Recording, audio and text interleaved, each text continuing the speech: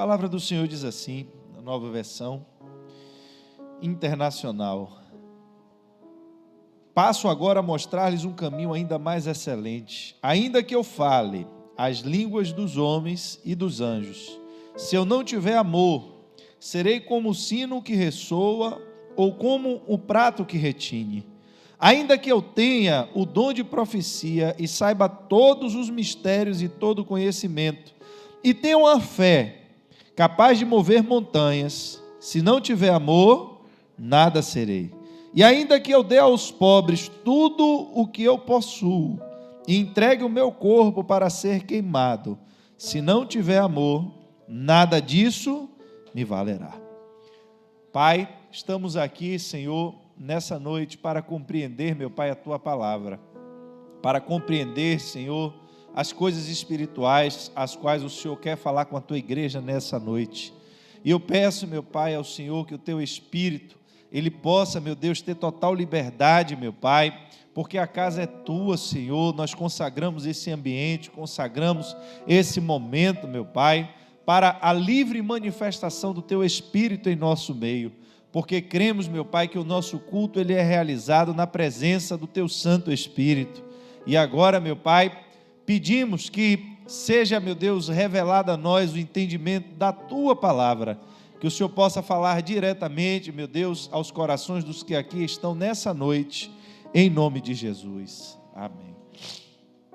Queridos, dentro dessa proposta do que a gente leu nessa noite, e antes até de eu começar a ministrar, eu queria lhe fazer uma pergunta para você começar a andar comigo nessa noite na palavra com base em uma pergunta: no que consiste o meu relacionamento com Deus? Se eu lhe perguntasse nessa noite e lhe desse um tempo para pensar, no que consiste o meu relacionamento com Deus? Será que essa pergunta para você é uma pergunta fácil? É uma pergunta difícil? É uma pergunta que para você tem muitas respostas? Está calor, né, irmã? Foi porque o pessoal esqueceu de ligar aqui o ar-condicionado da frente, mas já vão ligar aqui, rapidinho. Estou vendo o pessoal aqui na frente já suando. Fique tranquilo, vamos esperar aqui.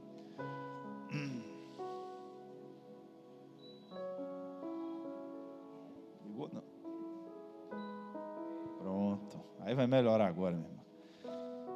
Então, retomando, vamos voltar do princípio.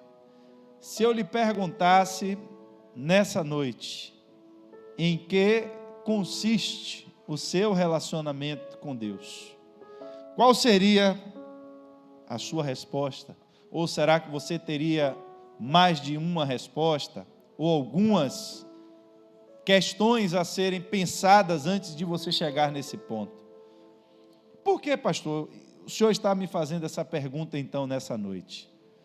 Porque, queridos, se nós não tomarmos atenção com a palavra de Deus, o nosso relacionamento com Deus vai se tornando algo mecânico, algo rotineiro, algo baseado em regras que muitas vezes nem são bíblicas, mas são regras que eu mesmo criei para o meu relacionamento com Deus.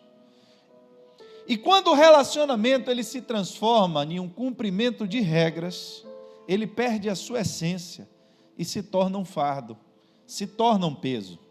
Por isso que tem muitas pessoas que vocês veem, elas entram na igreja, elas aparentemente tomaram a sua decisão de querer estar com Deus, mas elas não vão conseguir continuar, elas vão ficar pelo caminho, elas não vão alcançar o objetivo da sua salvação. Por quê, pastor? Exatamente porque elas não compreenderam qual é a essência do relacionamento entre o homem e Deus.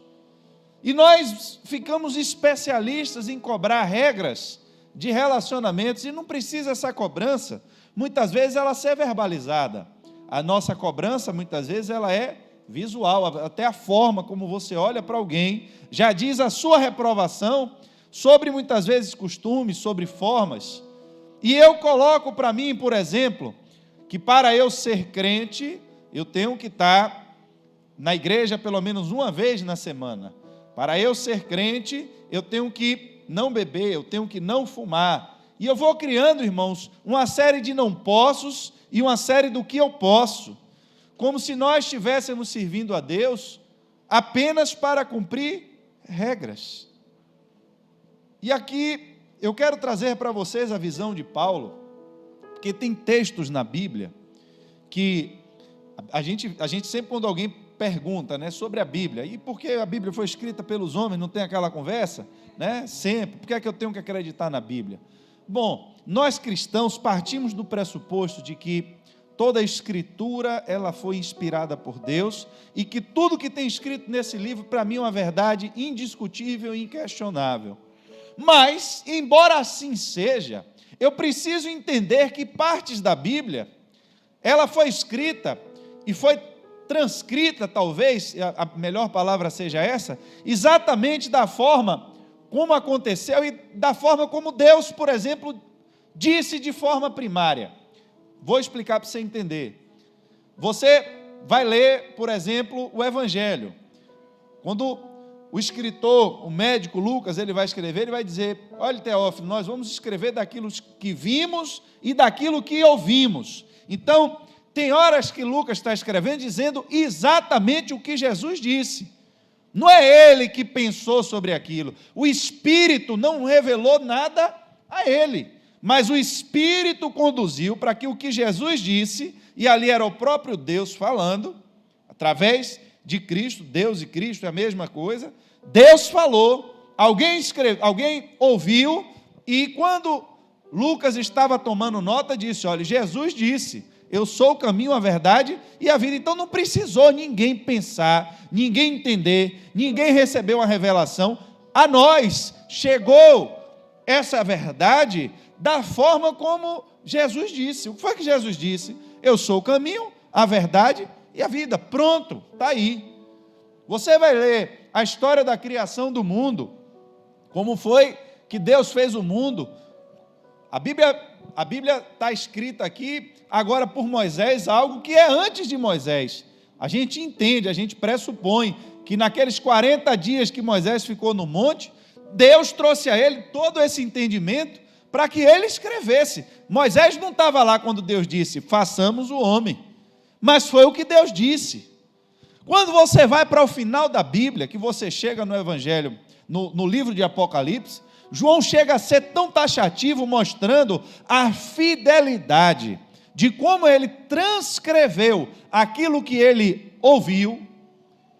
E por que fidelidade, pastor? Porque aqui ninguém perdeu a consciência enquanto estava ouvindo essas coisas. Lucas não foi tomado pelo Espírito e ficou lá, um Espírito escrevendo e Lucas só... Não foi assim que funcionou. João não estava dormindo e escreveu as cartas dormindo. Não foi assim que funcionou. Mas através da capacidade de ouvir, eles ouviram. Teófilo, escrevemos daquilo que vimos e daquilo que ouvimos. Mas algumas coisas nós estamos escrevendo da mesma forma que nós ouvimos, exatamente da mesma forma. Eu ouvi e estou transcrevendo. João chega a dizer: maldito quem mudar uma vírgula desse livro. Por quê? Porque João estava lá quando Jesus disse a ele: escreva a carta para as 7 igrejas que está na Ásia. E o que é que ele tinha que fazer?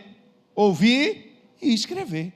Ele não podia, no meio daquela transcrição ali, ele dizer: ah, Jesus, mas eu não concordo, eu acho que essa igreja aqui não é tão assim como o senhor está dizendo. Observe, não há, o que eu quero lhe mostrar é que não há nesses textos que eu estou lhe mostrando a participação do ouvinte, além do simples fato de ouvir e reproduzir algo que alguém está dizendo. Ele ouviu, escreva, a igreja que está em Pérgamo. Ele foi lá e escreveu, a igreja que está em Pérgamo. Como Lucas perguntou assim: o que foi que Jesus disse lá quando estava na cruz? Está consumado. Então eu vou escrever, está consumado. Mas quando você chega nas cartas, aqui eu quero lhe dizer que Paulo estava totalmente inspirado pelo Espírito Santo, mas ninguém estava dizendo nada a ele para ele escrever. O Espírito Santo, ele não foi dessa forma, entenda.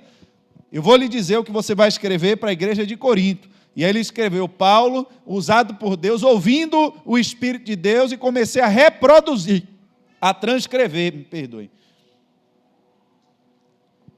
Comecei a reproduzir, a transcrever, não foi dessa forma.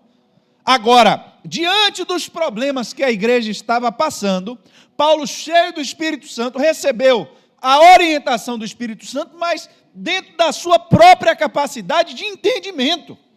Então ele não escreve algo que não veio propriamente do entendimento dele, mas veio do entendimento dele totalmente inspirado pelo Espírito Santo de Deus.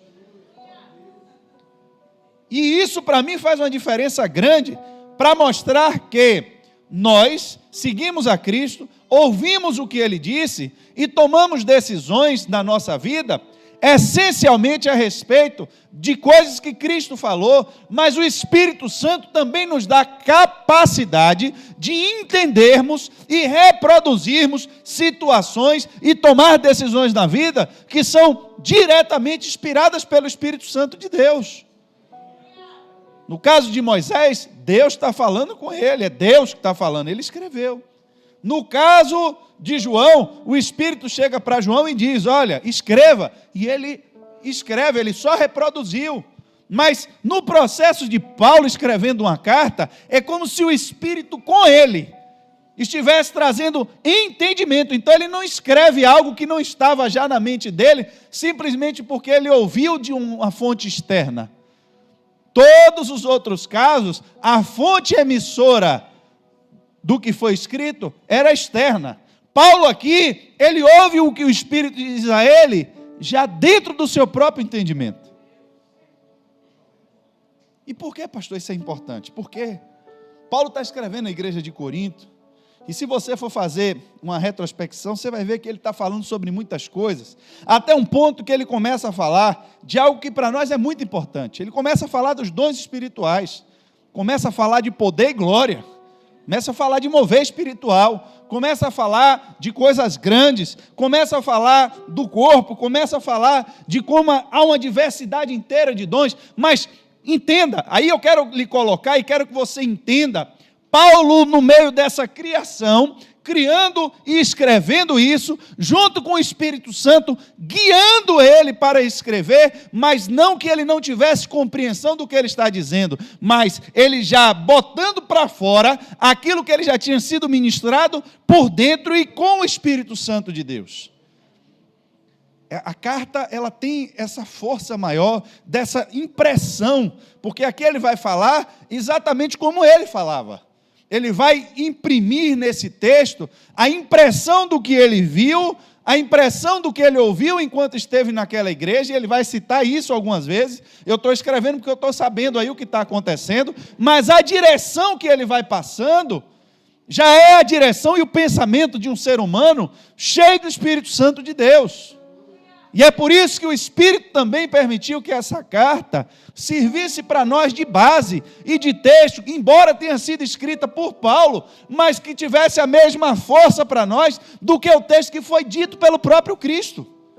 Se você olhar, não tem uma ordem aqui de hierarquia, e você diz: olha, o que Jesus disse vale 10, o que Paulo disse vale 6. Então, se entre o que está escrito nos evangelhos e o que está escrito na carta de Paulo, você deve prevalecer o que está no Evangelho. Não existe isso.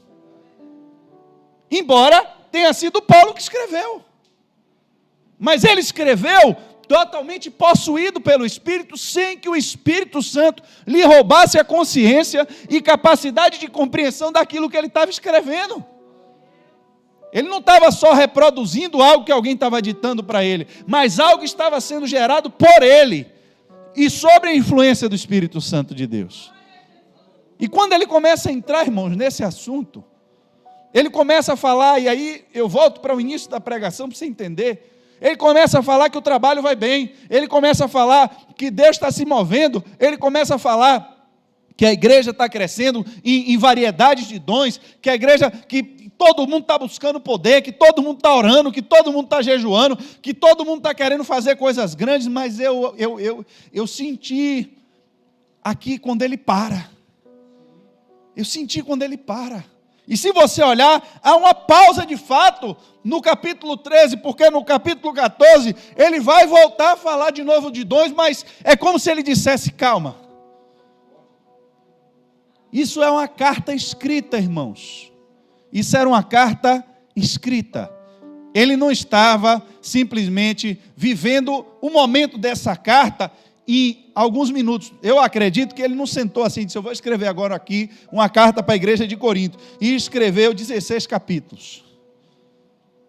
Eu não acredito que ele fez isso assim. Sentou e aí disse: eu vou aqui escrever, e escreveu 16, a carta inteira. Eu acredito que Paulo passou alguns dias escrevendo essa carta. E à medida que ele ia escrevendo, ele ia lendo, ele ia relendo, ele ia vendo o que ele já falou, para ele não escrever de novo a mesma coisa. Deixa eu ver isso aqui, o que é que falta eu escrever? O que é que será que ainda falta eu falar? Até a hora que ele viu, e ele disse: rapaz, nós estamos nos aprofundando muito nas questões aqui espirituais, questões fortes, revelações poderosíssimas. E ninguém escreveu com tanta propriedade, com tanta riqueza de detalhes, com tanta força, a diversidade de dons dentro da igreja, e como esses dons se manifestam. Eu não sei exatamente o apóstolo Paulo, mas chega uma hora que ele diz a essa igreja: olhe, parem, porque se vocês não entenderem que tudo isso que eu falei, se não tiver amor, vocês estão perdendo o tempo de vocês. Eu preciso escrever o capítulo 13 antes de continuar o 14. Eu preciso dizer algo a eles. E aí ele diz: olha, eu vou dizer a vocês algo agora, mas eu vou lhe mostrar um caminho maior. Eu vou lhe mostrar um caminho mais excelente. Qual foi a pergunta que eu lhe fiz? Será que você ainda lembra?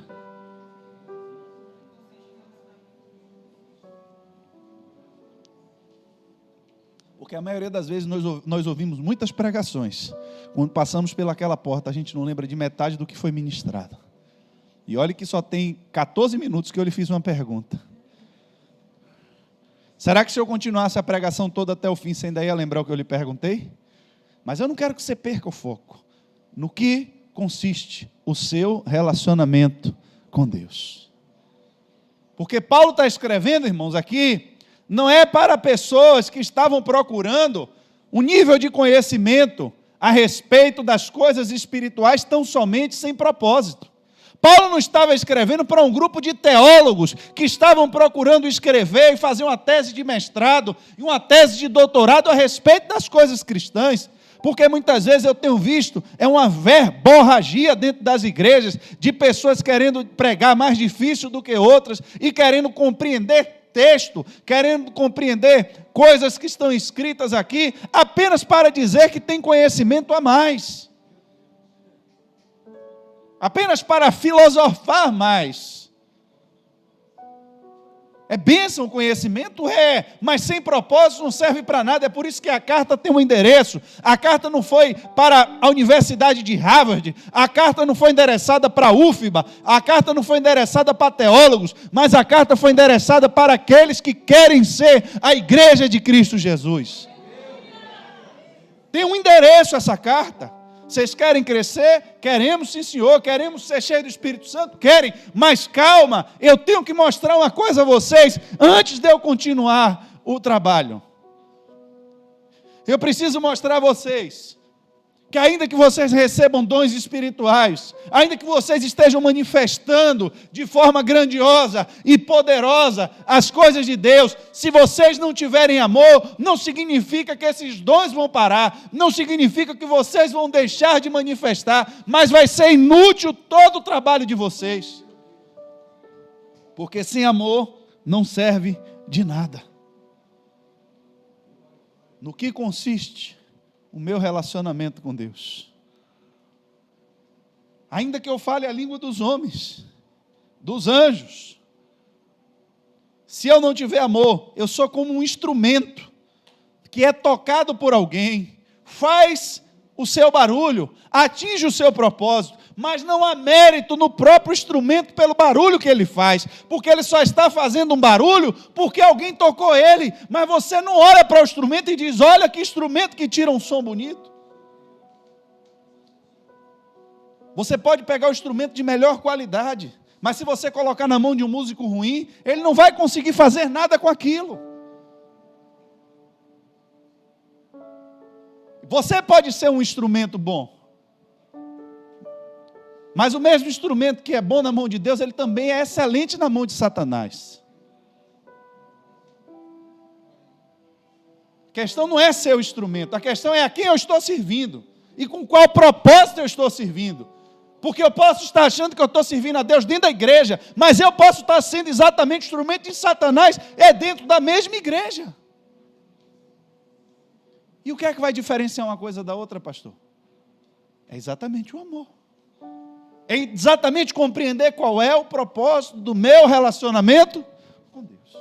No que consiste o meu relacionamento com Deus. Eu ministrava ontem para os líderes dos obreiros e falei exatamente isso. A responsabilidade que os líderes muitas vezes têm. E nós precisamos entender que milhões de pessoas morreram no deserto por causa de 10 pessoas. Só por causa de 10. Eles perderam a oportunidade de viver uma vida diante da presença de Deus, de entrarem naquilo que Deus havia prometido. Eles perderam a oportunidade de desfrutar em vida daquilo que um dia foi dito a eles que Deus faria na vida deles. Deus fez promessa àquele povo: eu vou tirar vocês daqui e vou levar vocês para uma terra onde mana leite e mel. E eles andaram e eles chegaram até a entrada da terra, mas tiveram que voltar sem conhecer aquilo que Deus um dia tinha prometido a eles. Tiveram que dar meia volta, e a Bíblia diz que os seus cadáveres foram deixados no deserto, simplesmente porque eles ouviram a voz de 10 líderes que não estavam com a sua fé alicerçada em Deus. Só 10. Não eram muitos, eram só 10. Espalhando a notícia. Que notícia, pastor? A gente veio para aqui para morrer. Deus não tem poder para colocar a gente dentro daquela terra. Deus não tem poder de fazer o que Ele disse que ia fazer. Esse líder que Deus levantou para vocês aí, esse líder aí é um impostor, não tem nada de Deus nele. Porque a terra que Ele mandou a gente entrar, chegou lá, meu irmão, a gente olhou para os inimigos que tinham lá. Vem cá, irmãos, que Deus louco é esse? Que nível de relacionamento esse povo desenvolveu com Deus, ao ponto de pensar isso na mente deles? Porque foi o pensamento que surgiu do coração deles. Deus nos tirou do Egito para nos matar aqui, pronto. Eu acho interessante, porque as coisas que saem do nosso coração, muitas vezes Deus diz: eu vou fazer exatamente do jeito que você falou. Sejam coisas boas ou sejam coisas ruins. Ah, vocês estão dizendo que eu trouxe vocês para matar vocês. Pois então vai ser exatamente do jeito que vocês estão dizendo. Pode voltar que ninguém vai entrar. Avise o povo que vai ser do jeito que eles disseram. Quando Deus pede Isaac a Abraão, a Bíblia diz, você vai ver isso lá, agora o escritor dos Hebreus, trazendo a revelação. Irmãos, preste atenção. Abraão viveu em função de uma promessa dada por Deus. Ele confiava em Deus. Abraão amava a Deus. O relacionamento de Deus com Abraão ia além daquilo que Deus podia dar a Abraão. Abraão era amigo de Deus. Ele confiava em Deus. Ele conhecia o caráter de Deus. Ele sabia quem Deus era na vida dele. E aí um dia, esse Deus, que ele confiava, que ele amava, chega para ele e diz: olha, Abraão, duas coisas aqui para a gente resumir logo essa história. A primeira é que você vai mandar logo esse menino aí que você arrumou embora, que eu não tenho nada a ver com essa história. Isso é problema seu, de sua mulher e da escrava. Pode fazer o que sua mulher está mandando, porque ele não vai herdar nada. E esse outro você vai subir no monte e vai sacrificar a mim. Irmãos, eu fico pensando, preste atenção, o povo no deserto, os descendentes de Abraão, disseram: Deus é um Deus desorientado, é um Deus que não é coerente, e que não nos ama. Por quê? Ele manda Moisés sair da casa dele, deixar a família dele. Será que Moisés não tinha o que fazer? Será que Deus odiava Moisés tanto assim para tirar Moisés da vida dele? Moisés viveu uma vida toda bagunçada, toda atribulada, já teve que ser privado da sua mãe, do seu pai, no início da sua vida, foi morar dentro da casa de Faraó. Quando tudo está bem, a vida de Moisés se atribula toda de novo, vira um assassino, vira um impostor, vai para o meio do deserto, chega lá, reconstrói a vida dele toda de novo, arruma mulher, arruma filho. Quando tudo está em paz, Deus disse: volta para o meio do problema de novo,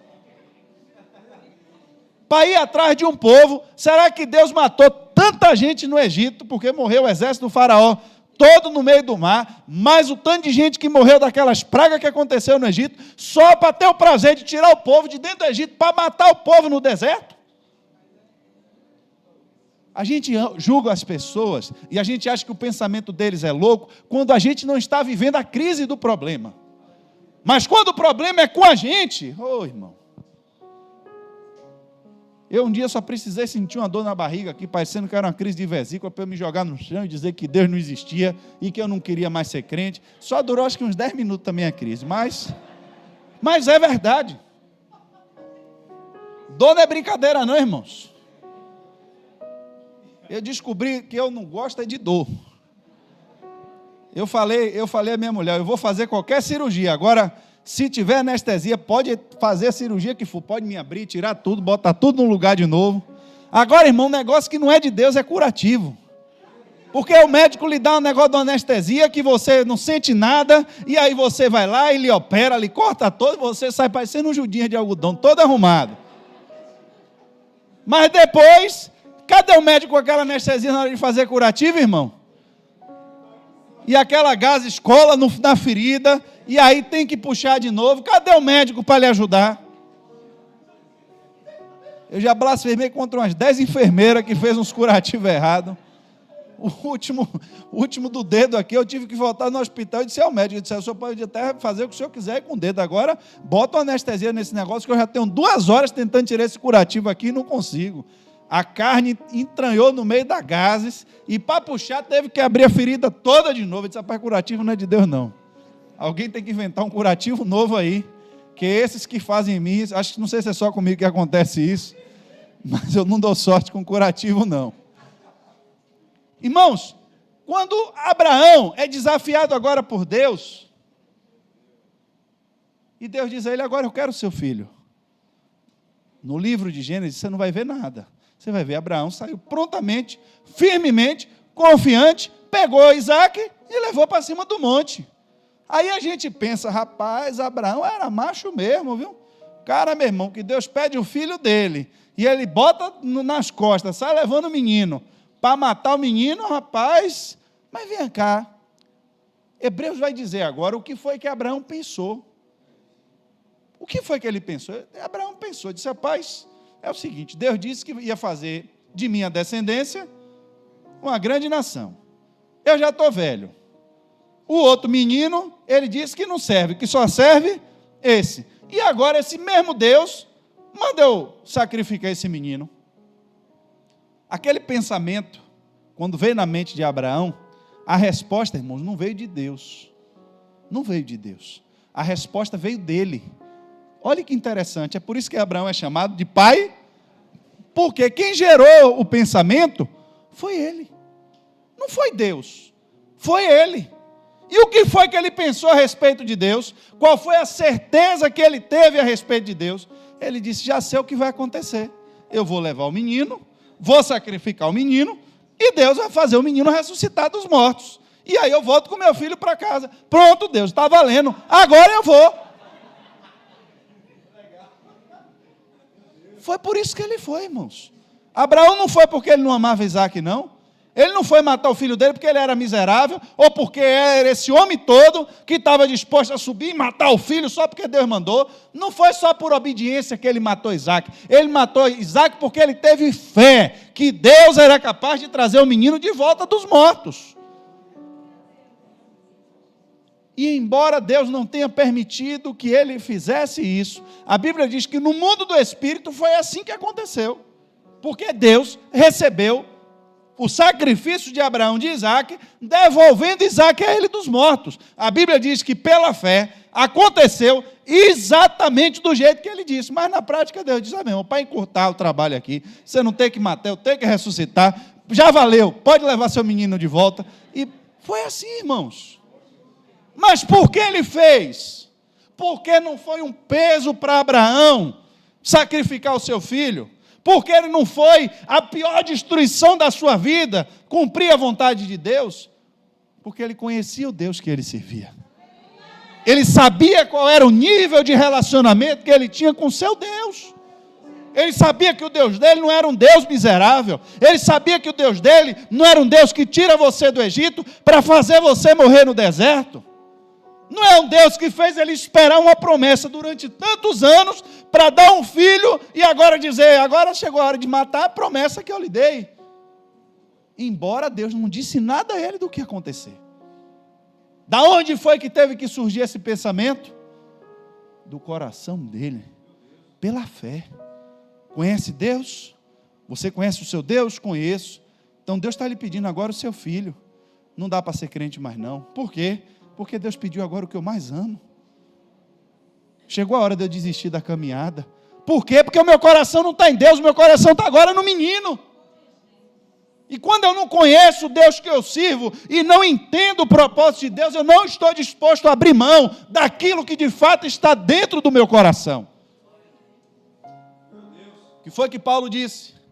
Tem muita gente aqui, vocês estão cheios de dons espirituais, mas entenda, um instrumento quando ele é tocado, ele só faz aquilo ou cumpre apenas o propósito pelo qual ele foi criado. Quando você cria um sino, você pega o metal, e o metal você pode fazer várias coisas com ele, mas você resolveu fazer um sino. Quando o cara chega que dá a badalada no sino, o sino vai fazer bem, é a zoada do sino. Ele foi feito exatamente para fazer aquela zoada, mas já pensou se o sino agora se orgulha e diz, olha como eu sou um sino que faz zoada? E se alguém deixar de tocar ele, ele vai fazer o quê? Pois foi isso que Paulo parou agora para dizer, olha, antes de eu continuar explicando a vocês coisas complexas, vocês que estão orando, jejuando e buscando a Deus e querendo ver o poder, e querendo ver anjo no meio da igreja, e querendo ver o reteté, e querendo, pera aí, calma aí, fazer isso é bênção, mas fazer isso é cumprir apenas o propósito pelo qual Deus lhe criou. Eu não sei se você é um baixo, se você é uma guitarra, se você é um sino, se você é um pandeiro. O certo é que de alguma forma Deus vai lhe tocar. Mas antes que Deus lhe toque, antes que Deus lhe use, entenda, a sua relação com quem está lhe tocando precisa ser uma relação de amor, porque se você começar a se orgulhar do barulho que você anda fazendo, achando que o barulho é seu,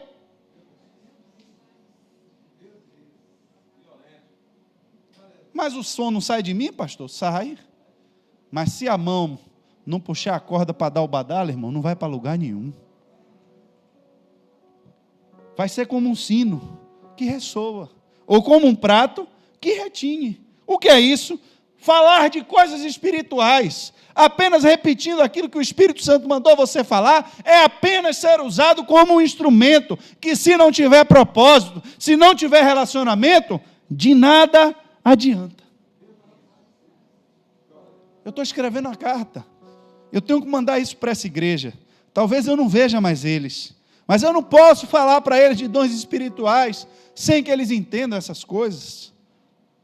Eles podem ser profetas, podem saber todos os mistérios, e todo o conhecimento, e ter fé, capaz de mover montanhas, se não tiver amor, não serve de nada. Ah, pastor, mas eu posso fazer coisas por Deus que o senhor nem imagina. Eu não duvido, porque aqui ele está dizendo que pode ter pessoas que têm uma liberalidade no seu coração ao ponto de dar tudo o que possui aos pobres. Ou pode ainda dar o seu corpo a ser queimado. Está disposto a morrer por uma causa. Irmãos, tem pessoas dispostas a morrer por causas que não são apenas os cristãos. Tem gente disposta a morrer pelas baleias. E tem até programa de televisão, eles vão para lá com aquela água, jogam nos navios que caça baleia, aí é uma confusão. Caçadores, eles combatem os caçadores de baleia. Tem pessoas que estão dispostas a abrir mão da sua vida por vários propósitos.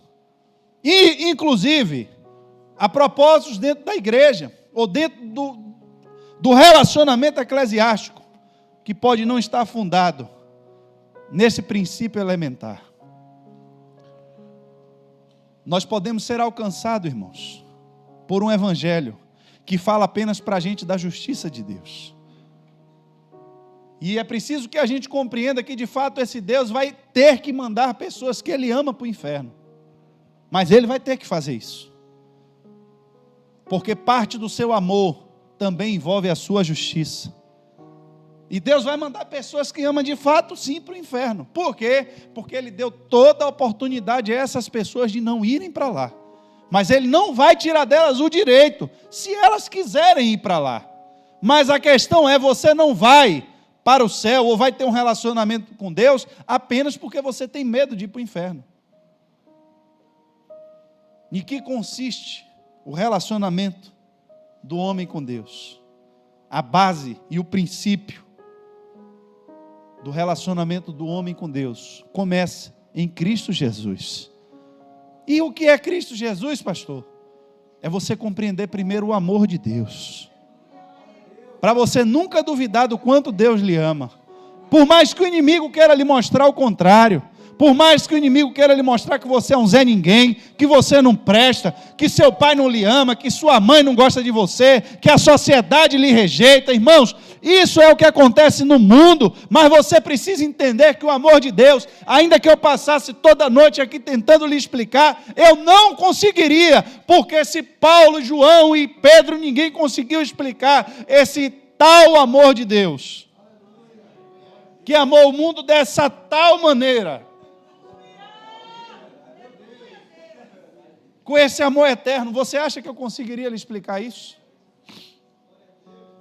Mas quando você é alcançado verdadeiramente por Deus, esse amor não precisa ser explicado a você, porque você sente.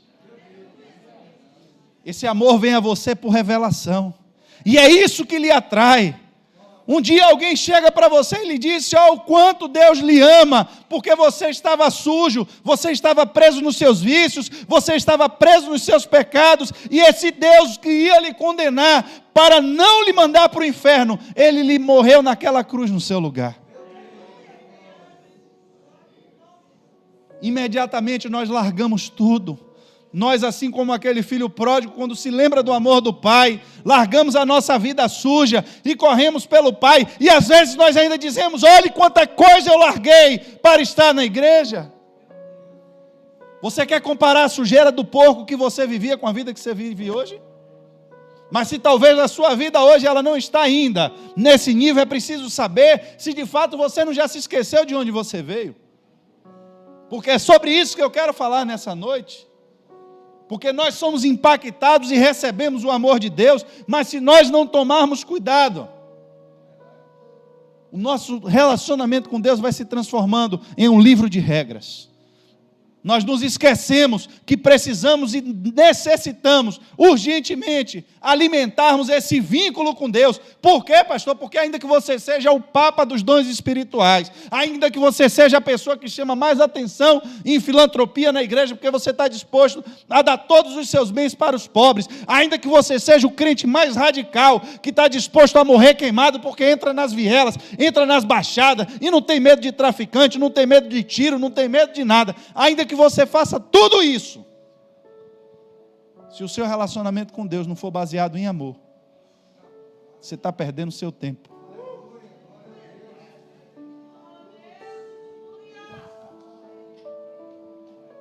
Mas pastor, é importante cumprir os mandamentos? Perguntaram a Jesus isso também. Mateus 22, do verso 34, ao ouvirem dizer que Jesus havia deixado os saduceus sem resposta, os fariseus se reuniram, e um deles, perito na lei, o pôs à prova com esta pergunta: mestre, qual é o maior mandamento da lei? E respondeu Jesus: ame o Senhor, o seu Deus, de todo o seu coração, de toda a sua alma e de todo o seu entendimento. Este é o primeiro e o maior mandamento. E o segundo é semelhante a ele: ame o seu próximo como a você mesmo. Porque são desses 2 mandamentos que dependem toda a lei e todos os profetas.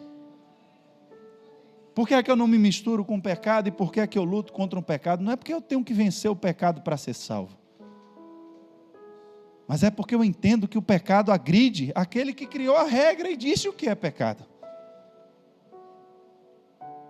Como é que você vai andar com alguém que faz exatamente o que você não gosta o tempo todo? A Bíblia é clara ao dizer: como andarão 2 juntos se não estiverem? Se eu entendo que o que Deus criou e as regras que Deus criou para esse mundo, não é por causa dele, mas foi por causa de nós. Quando Deus diz não matarás, é porque o homem vai pegar uma metralhadora e vai atirar em Deus? Você já viu alguém batendo na porta do céu com 38 e mandando Deus jogar a bênção de lá? Será que alguém vai voltar a subir ao céu para sequestrar Jesus Cristo e pedir resgate a Deus? Quando Deus diz não matarás, Ele está protegendo quem? Ele ou você mesmo? Os mandamentos, então, finalmente, eles são para Deus ou são para os homens? Mas parece que aquele mesmo velho desejo do poder, de querer ser mais do que alguém, poder mais do que o que Deus me permitiu, ainda ronda o nosso jardim. Porque eles não podem, mas Deus não foi totalmente honesto e sincero com você quando lhe disse que você não podia fazer. Porque você não sabe como isso que Deus está lhe impedindo de fazer é bom. E as pessoas, elas vão se perdendo, irmãos, em uma série de regras, em uma série de mandamentos, em uma série de liturgias eclesiásticas. Vamos nos tornando famosos dentro do meio em que nós estamos. As pessoas vão sendo reconhecidas por aquilo que Deus usa elas. Olha que instrumento bonito. Aquele instrumento, ele tem um som bom. Quem é você? Eu sou o baixo. Você precisa ver o meu som quando eu entro na música. Eu sou quem? Você é quem? Eu sou o teclado. Você já viu o meu som? Eu sou o violino. Ah, meu irmão, se eu pudesse, então acabava todos os outros instrumentos só para me ouvir. Você já ouviu um som de um violino? Mas o que é isso? Se a música que sai desse instrumento não é uma música agradável. Porque quem vai dar os acordes desse instrumento é exatamente aquele que tem poder para usar a minha e a sua vida.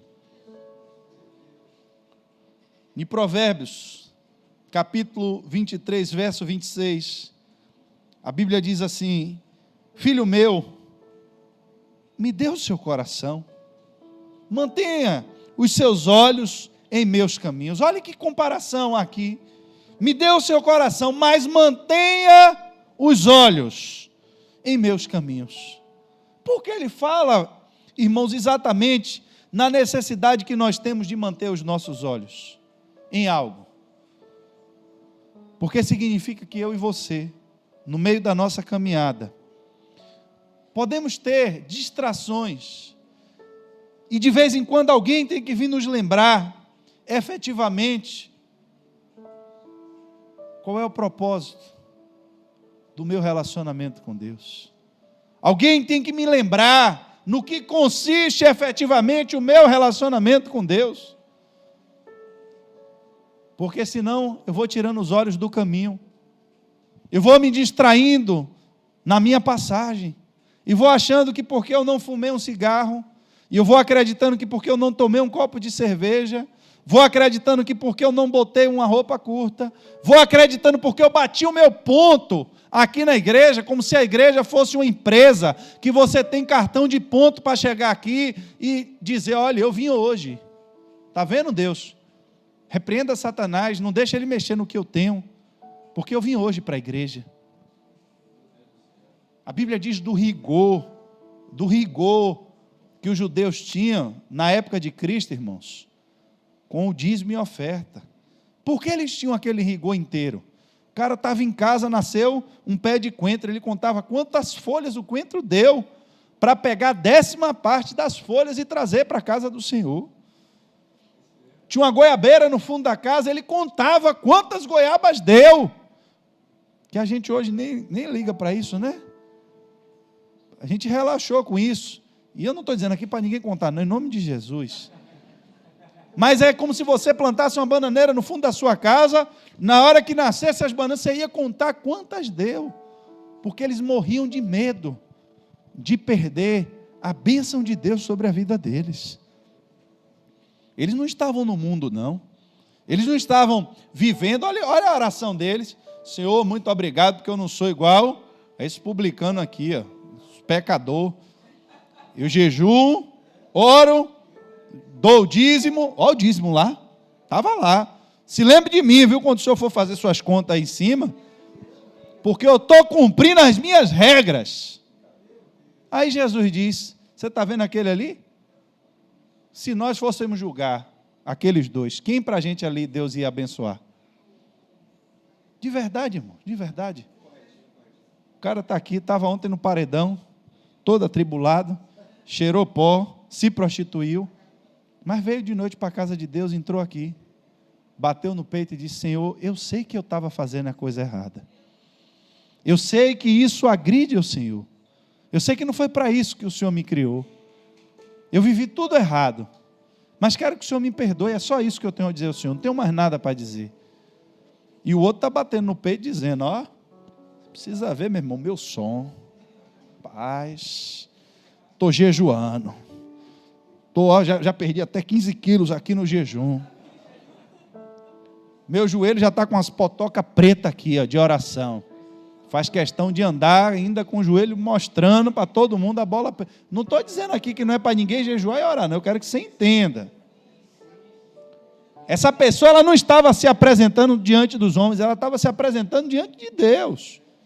O senhor sabe que eu cumpro todos os mandamentos, jejum, oro, meu irmão, e dou o dízimo. Aí Jesus disse, por incrível que pareça, aquele ali, a oração dele não foi ouvida. Por quê, irmãos? Porque Deus não morreu pela gente, Ele não amou a gente, porque nós viramos certinhos. Ele não morreu pela gente porque nós viramos super fantásticos. Ele não morreu pela gente porque nós somos melhores do que as pessoas que estão lá fora. Ele morreu pela gente sabendo exatamente quem a gente era, o pecado que a gente tem, os nossos vícios, os nossos defeitos, mas o que foi que Ele fez? Eu vou lhe dar o meu amor. Sinta o meu amor.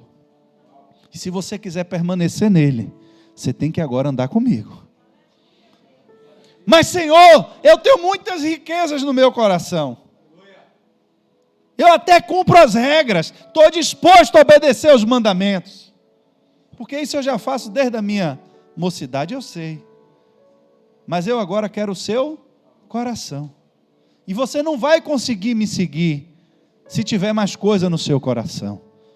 A única forma que você vai ter agora de me seguir é se você pegar tudo e tirar do seu coração.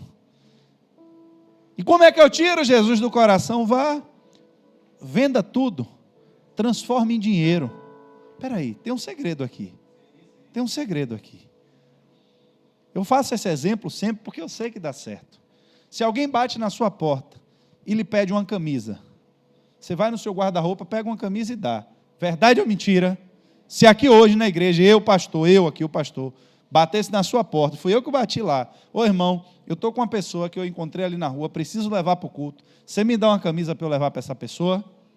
Eu tenho certeza que ninguém aqui na igreja me negaria uma camisa, ninguém. Agora vamos pensar, se alguém fizesse uma campanha aqui na igreja, a irmã Alice aqui, olha, tem um irmão que quer vir para a igreja, ele está precisando de uma camisa, eu estou precisando de uma oferta para comprar uma camisa para o irmão, quanto você daria? Eu vou chutar por minha conta própria, eu acho que R$10 era um número bom que você daria de oferta para a camisa, eu acho, no máximo R$20, não era não, irmã Alice?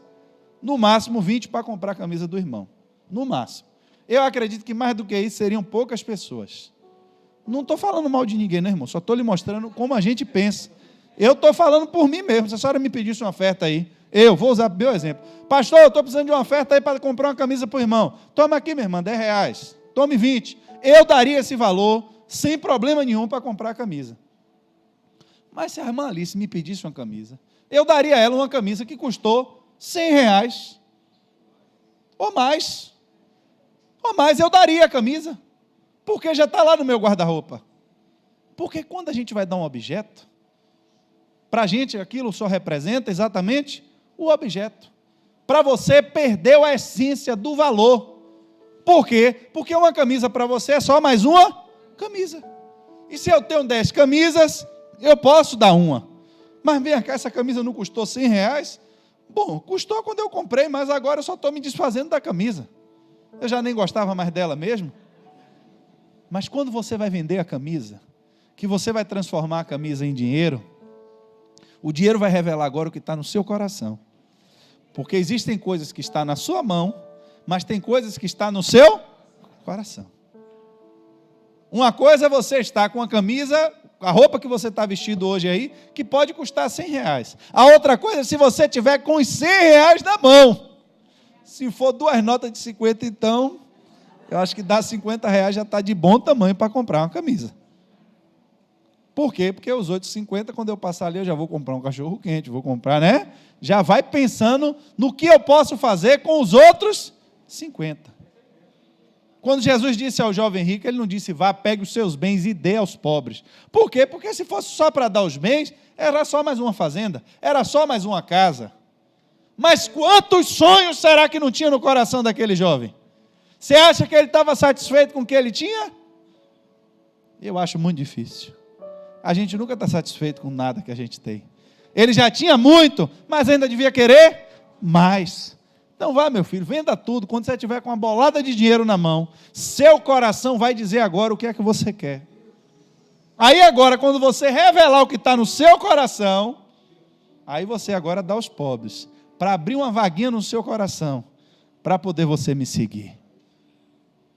Irmãos, às vezes a gente chega na casa de Deus sem nada, sem trabalho, sem dignidade, cheio de problemas psicológicos, problemas sociais, problema no trabalho, problema de relacionamento, sem nada. E aí a nossa oração é o quê? Senhor, eu amo o Senhor mais do que tudo. Eu abro mão de tudo pelo Senhor. Você não tem nada. Verdade ou é mentira? Verdade. Vai ter uma consagração aqui de manhã, você é o primeiro a estar ali na porta. Por quê? Porque se você não viesse para a igreja, você ia estar onde? Você ia estar onde? Sem dinheiro, sem crédito, nome no SPC, você nem o cartão do metrô, você tem mais, já perdeu. Vai para onde sem dinheiro, sem nada? O único lugar que resta para ir é qual? A igreja. Aí de manhã vai ter consagração, está na igreja. Vai precisar de alguém aqui, irmão, para ajudar o irmão Miro aqui, para subir, para limpar os tanques. É comigo mesmo.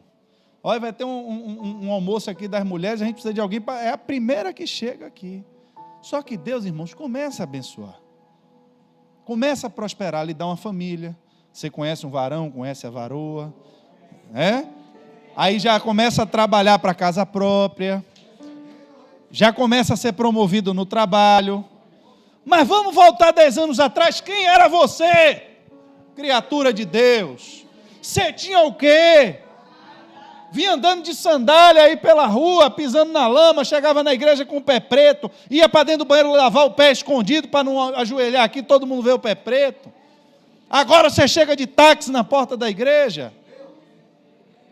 Mas agora eu vou criar as minhas regras, porque o meu relacionamento com Deus agora é relacionamento baseado em regras. Senhor, chegou a hora da gente manter as nossas regras. O Senhor continua me abençoando, continua me prosperando, e eu vou estar aqui na igreja.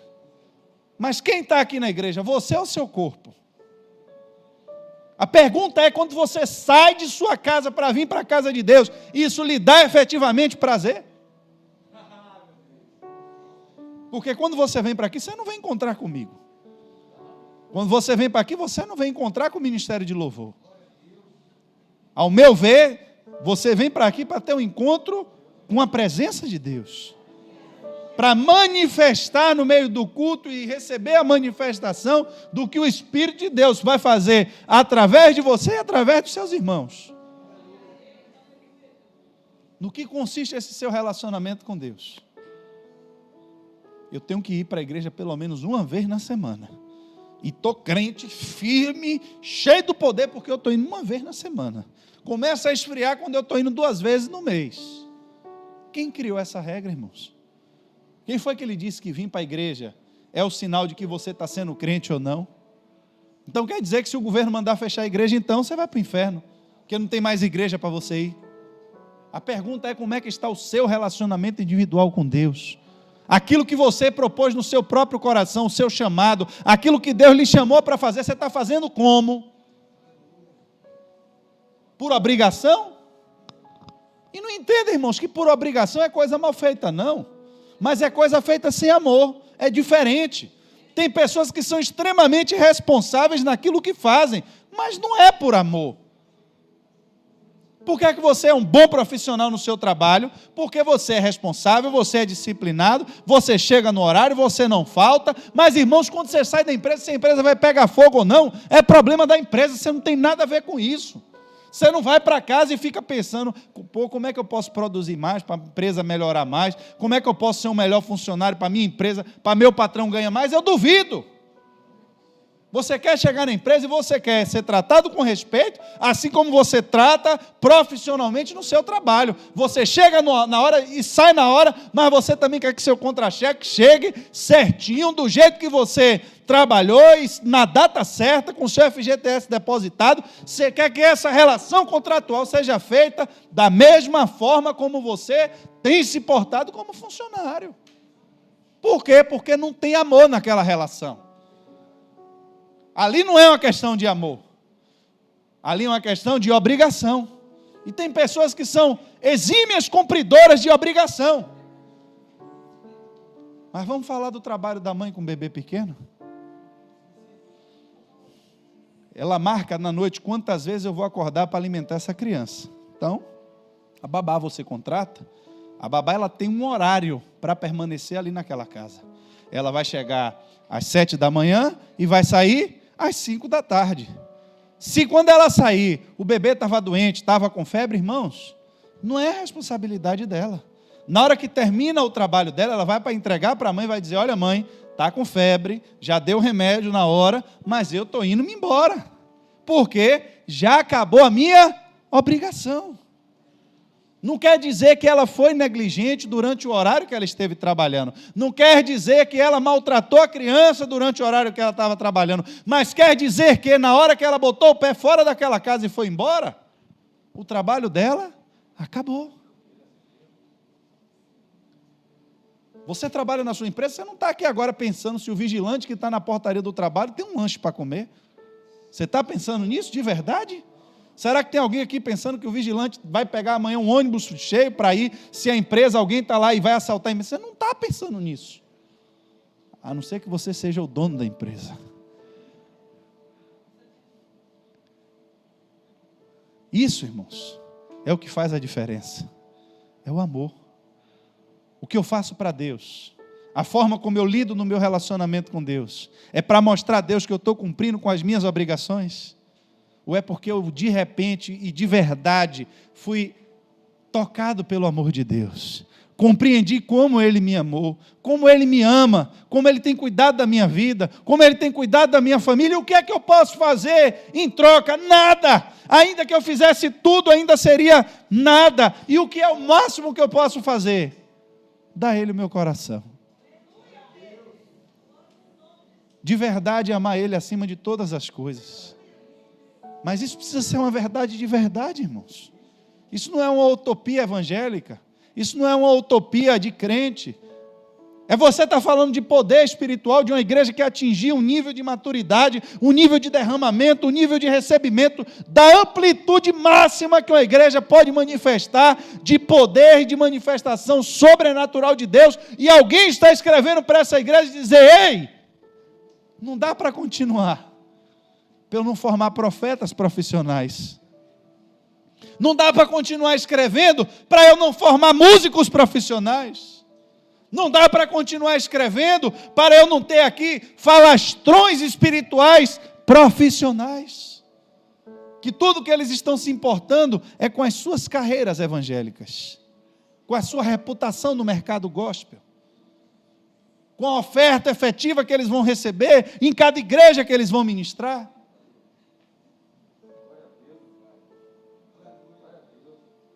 Porque eles querem crescer na obra e não que a obra cresça.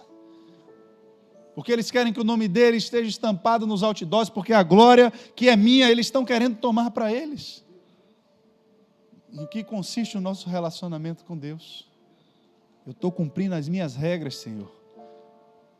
Não faça isso não, irmãos. Não viva esse nível de relacionamento com Deus, não. Porque você não vai conseguir chegar até o fim. Em algum momento da caminhada, vai ser exigido de você algo que, se Cristo de verdade não tiver no seu coração, você não vai conseguir dar. Não estou lhe chamando para poder você ouvir música evangélica, não estou lhe chamando para você ficar trancado dentro da igreja, orando e jejuando 24 horas por dia, não estou lhe chamando para não faltar nenhum culto, não é isso. Isso acontece automaticamente por quem está apaixonado por Cristo. Faça um teste, desça de manhã cedo essa escada, chega ali embaixo naquela quadra de futebol e comece a conversar e veja se só tem gente desocupada ali. Tem gente que trabalhou a semana toda, foi dormir de noite, chegou do trabalho às vezes de madrugada, acorda de manhã cedo, bota uma chuteira e desce para jogar bola, para se acabar todo, para correr mais ainda, para ralar joelho, para quebrar perna, para quebrar braço, se acabar todo num quadro de futebol. E volta para casa murmurando e reclamando. Meu irmão, hoje o baba demorou demais. Você já viu alguém fazer isso? Rapaz, esse jogo hoje aqui, meu irmão, o pessoal deu 5 minutos de acréscimo. Para que esses 5 minutos? Eu doido para voltar para casa. Termina o baba, irmãos, ainda ficam lá 1 hora, 1h30, 2 horas resenhando, ainda vem para casa conversando com os colegas no WhatsApp, ainda liga para quem não foi, para contar como foi o baba, para contar como foi o placar, quem fez o gol. Irmãos, ainda vem para a igreja, chega aqui de noite e ainda está pegando o irmão ali no banheiro e diz: rapaz, hoje fiz um golaço.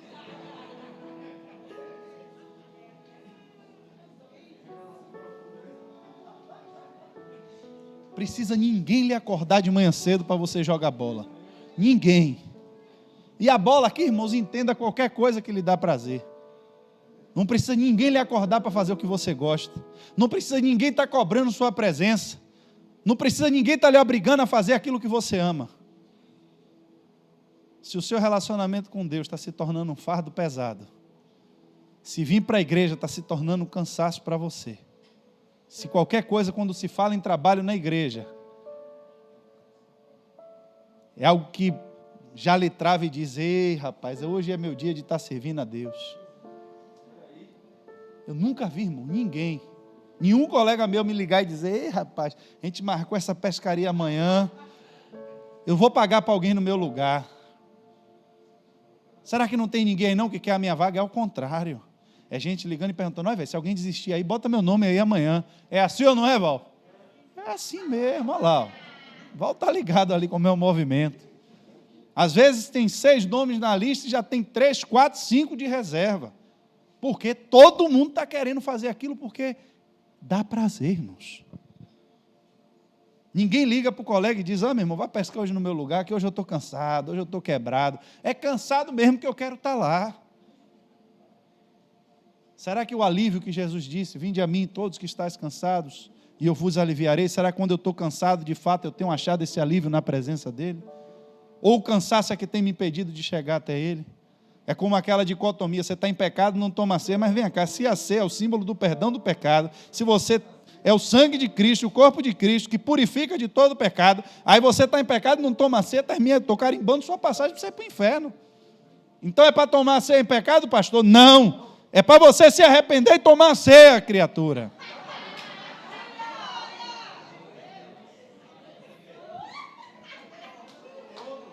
Não é? Maluquice.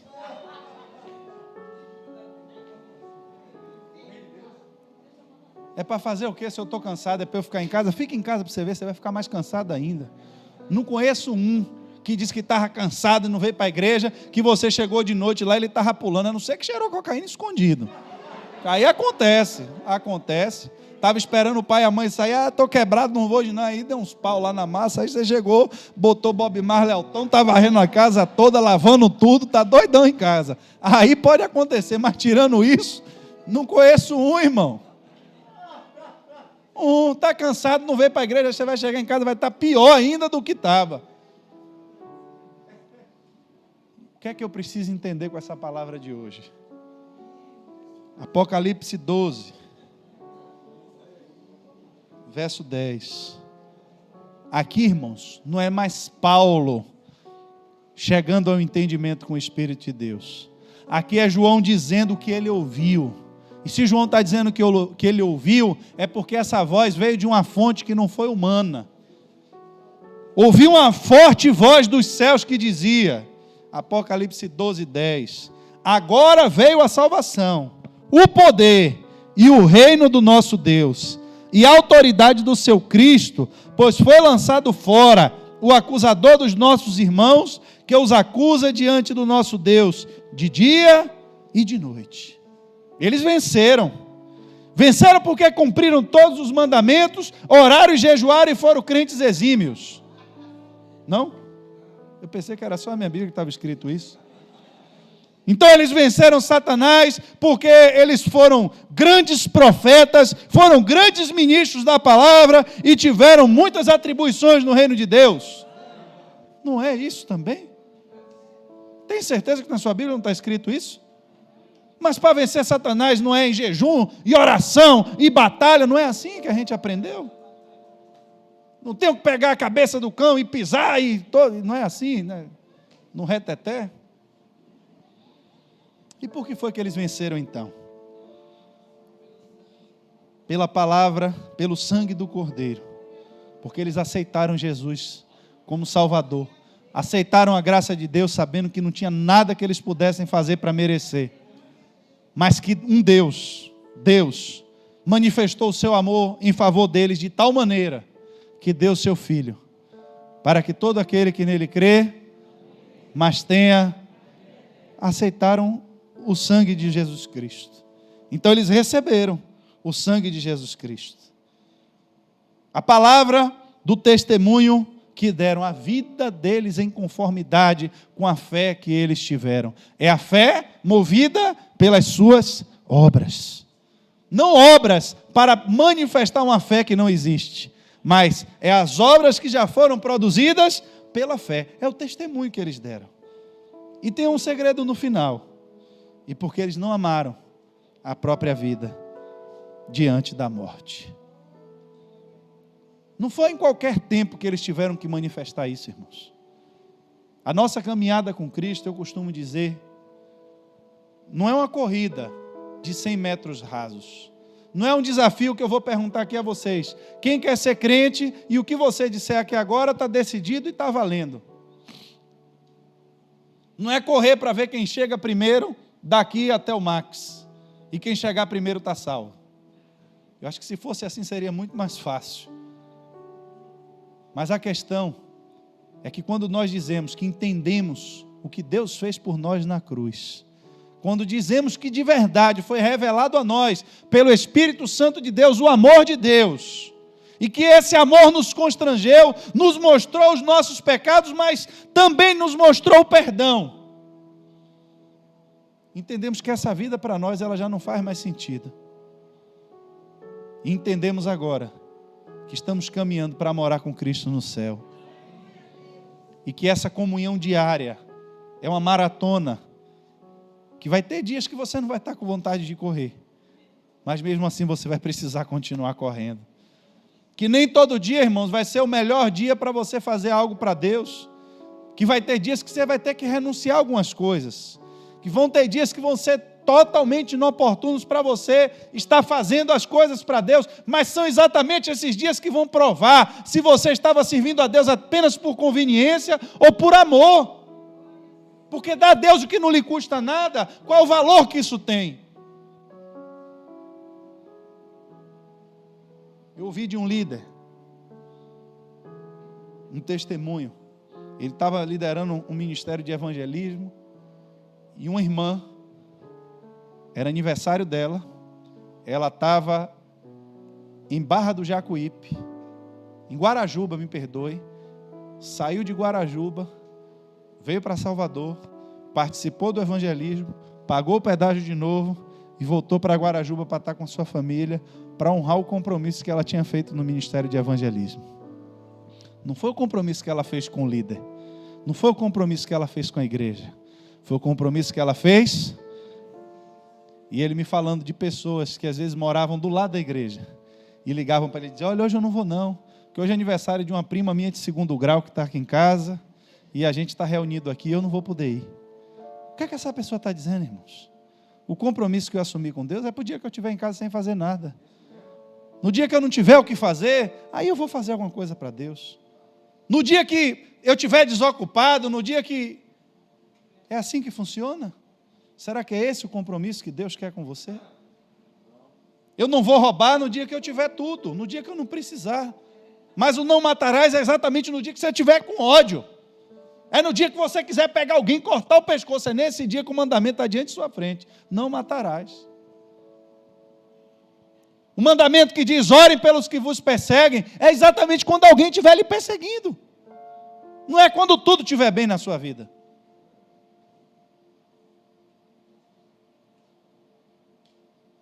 É como o bêbado. Chegou na banca de cigarro, pediu uma carteira de cigarro, e o cara deu a ele uma. Causa câncer de pulmão. Ele disse: não quero essa não, eu quero a que causa aborto. Para ele, aquela notícia não servia para nada. Ele não ia engravidar. Às vezes somos assim. Queremos apenas a parte do evangelho que a gente acha que se aplica a nós. E não entendemos que todas as carteiras de cigarro trazem advertência referente à mesma substância. O problema não é a foto que está ali atrás. O problema é a substância que está dentro. Não é porque o aborto vai me fazer mal que aí eu vou comprar carteira de cigarro que só vem escrito que causa aborto. É seletivo, então essa só vai causar isso? O problema, irmãos, é que a gente ouve essa mensagem.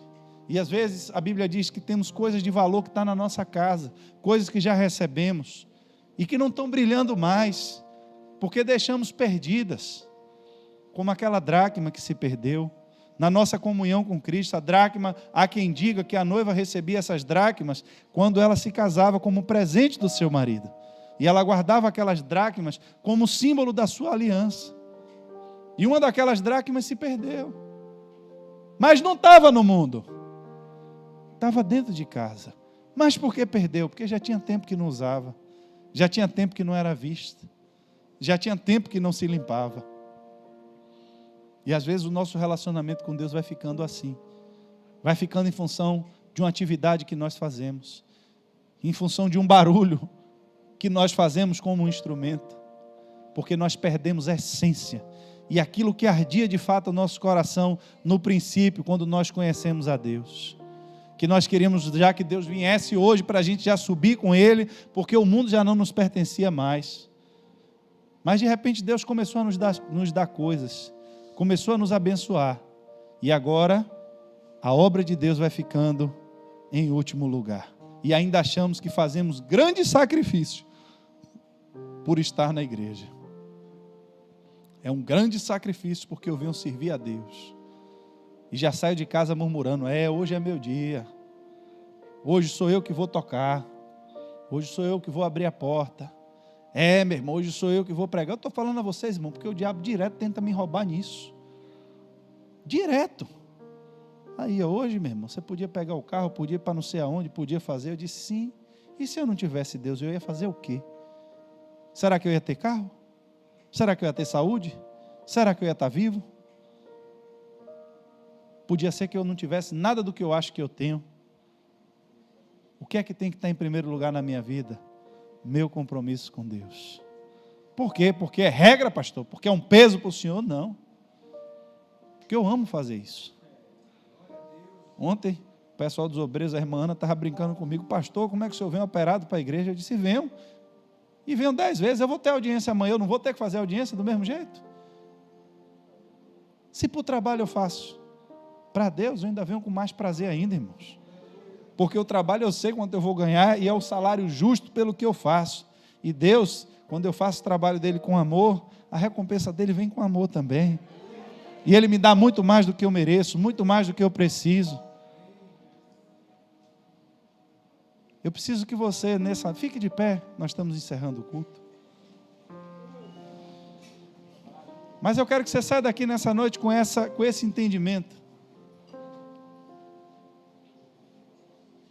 Em que consiste hoje o seu relacionamento com Deus? Hoje.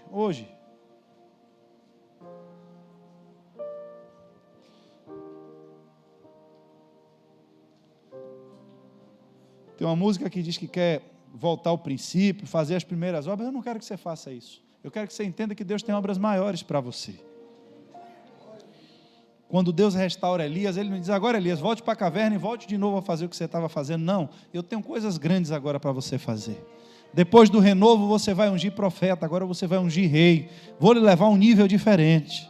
Você vai viver o que você ainda não viveu na sua vida. Se você acha que já fez tudo e desenvolveu tudo na sua carreira evangélica que uma pessoa poderia desenvolver, você está muito enganado, Elias. Não sei quanto tempo você ficou dentro dessa caverna, preso aí, meu filho. Mas está na hora de você sair daí. Você entender de fato que o meu relacionamento com você não está baseado em pão e peixe, porque um dia você já veio para a igreja sem ter nada. O que é que está lhe tirando agora da minha presença?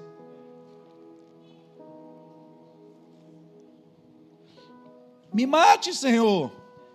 Mas na hora que o pão chegou, ele comeu. Eu quero morrer. Fica aí dentro dessa caverna descansando um pouquinho. Você está muito estressado, muito nervoso. Se acalme aí. Tiraram tudo de mim, Senhor. Foi? Você não sabe de nada, Elias. Você ainda vai ser arrebatado numa carruagem de fogo. Nunca eu acho que passou isso pela cabeça dele quando ele estava debaixo daquela árvore pedindo para morrer. E às vezes estamos igual a Elias, irmão. Chegou o fim da nossa carreira, Deus. Mas vem cá, não foi. Mas por quê? Porque não foi você que fez, Elias. Quem fez fui eu. E agora você está querendo aí resolver as coisas sozinho? Se a gente não entender, irmãos, qual é o propósito do nosso relacionamento com Deus, a essência e quem Deus é, vamos colocando coisas no nosso coração, coisas que podem estar relacionadas com o próprio ministério. Paulo para e diz: não dá para eu continuar falando aqui de dons e dessas coisas espirituais se eu não explicar eles, que fazer tudo isso, mas se o relacionamento com Deus não for de amor, está tudo perdido. Se servir a Deus está doendo, se ser crente para você tem sido um peso, está na hora da gente, nessa noite, pedir a Deus que renove o nosso coração, que nos mostre mais uma vez o seu amor, nos faça lembrar de onde Ele nos tirou,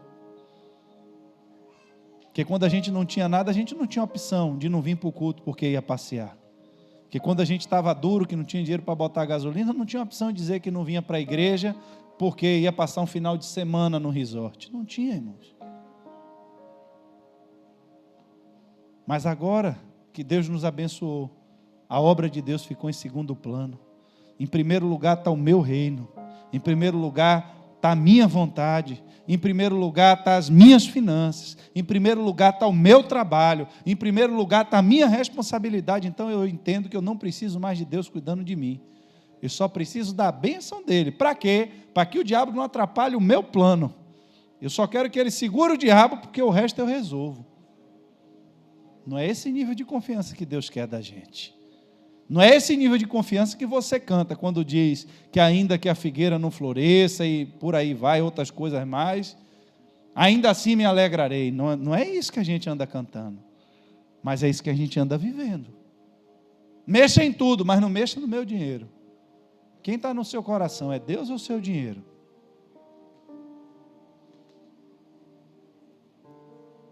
Se não tomarmos cuidado, irmão, essas coisas vão nos sufocando. Vai matando o amor de Deus em nosso coração. Aquela sementinha que nasceu um dia, que todo mundo olhava ela pequenininha crescendo, e talvez os anjos do céu passavam e diziam: olha, Senhor, aquela semente que brotou, como ela está crescendo tão rápido, ela tem um potencial grande, um dia vai dar grandes frutos. Mas um dia o sol quente começa a apertar aquela semente, e ela cresce, mas e cadê os frutos? Chega uma hora que ela começa a se expandir tanto que agora o crescimento dela já não gera mais expectativa, já gera frustração. Porque enquanto ela era pequena, o crescimento dela ia gerando expectativa de que uma hora ela ia chegar numa maturidade para dar frutos. Mas agora que ela já chegou naquele tamanho todo, e você olha para ela como Jesus olhou para aquela figueira, cadê os seus frutos? O que é que você tem produzido no mundo do Espírito? Além de trabalho, além de obrigações.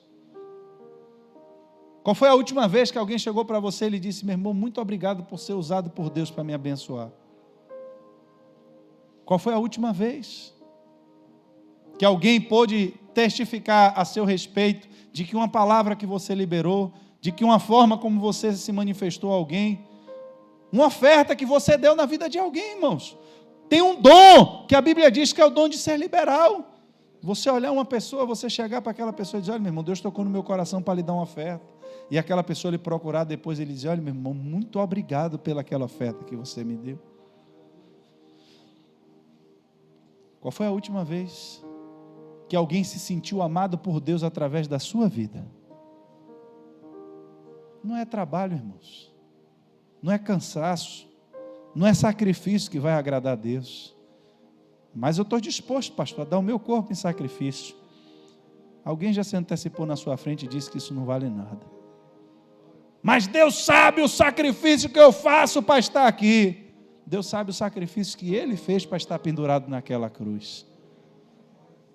O seu chega perto do dele?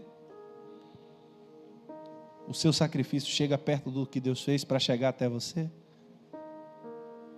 Todo sacrifício que você fizer para chegar até Ele, não vai ser nem a metade do que Ele fez para poder chegar até você. Não posso chegar perto do homem cheio de pecado, porque se eu chegar eu vou matar o homem. Eu tenho que limpar o homem. Qual é a forma de fazer isso? Só mandando meu filho morrer no lugar dele. Qual é o propósito do nosso relacionamento com Deus? O que tem identificado o seu relacionamento com Deus? É simplesmente dizer às pessoas: eu sou crente? É simplesmente chegar lá fora e dizer: olha, eu não ando no bar, eu não bebo, eu não sou gay?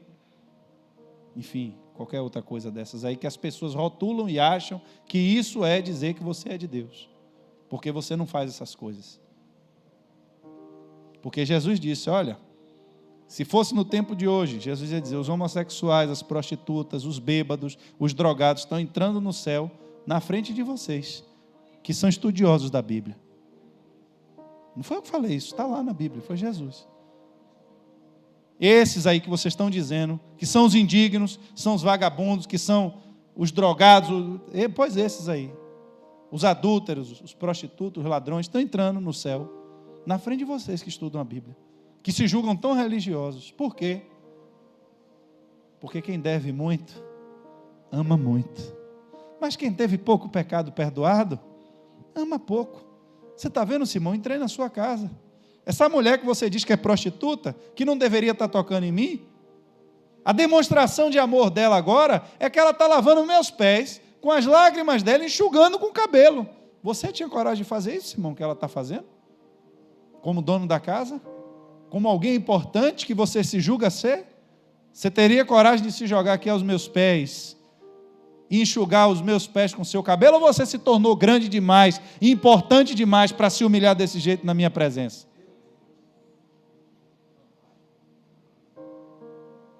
O Evangelho é isso, irmãos. É eu entender que eu estou aqui só pela misericórdia de Deus. Porque na hora que Ele tirar a mãozinha dele aqui de cima de mim, eu caio aqui no meio dessa igreja que vocês não vão querer nem olhar para a minha cara mais. Eu vou passar naquela porta daquela igreja, vocês vão ter vergonha de falar comigo.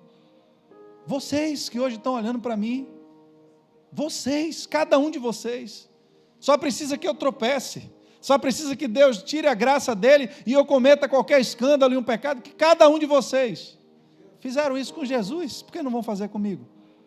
É eu entender que eu estou aqui porque tem um propósito, é eu entender aqui porque eu tenho um chamado, porque Deus me deu essa ordenança de eu estar aqui com vocês.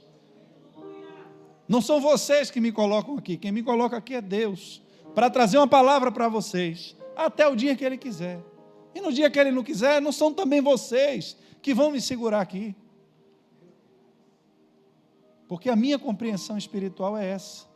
Eu entendo perfeitamente a obra de Deus e como Ele chama e capacita cada um do que vai fazer, mas se a minha relação pessoal com Ele não estiver funcionando, eu posso vir para aqui, posso pular, posso rodar paletó, posso jogar de cabeça para baixo, posso botar a mão em sua cabeça, posso ungir a igreja toda com óleo, posso fazer o que eu quiser.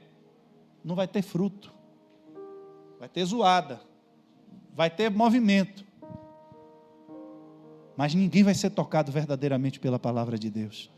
Ninguém vai mudar de vida. E a pior acusação que Jesus fez foi contra aquele povo. É que quando eles conseguiam converter alguém, tornavam aquelas pessoas mais filhos do inferno do que eles mesmos.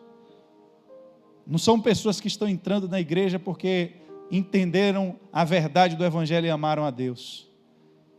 Mas são pessoas que estão entrando para uma facção, estão entrando para um grupo, estão entrando com qualquer outro propósito, menos servir a Deus. Porque servir a Deus, irmão, significa todo mundo se colocar debaixo primeiro do senhorio de Cristo. Entender que Ele é Deus e que nós não somos nada. E que se o nosso relacionamento com Ele não for firmado em amor e em verdade, não serve para nada.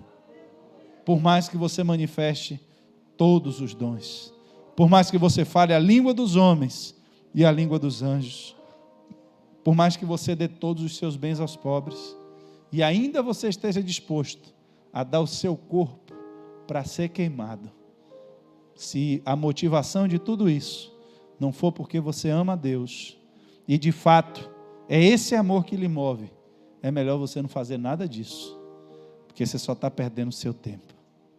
Feche seus olhos.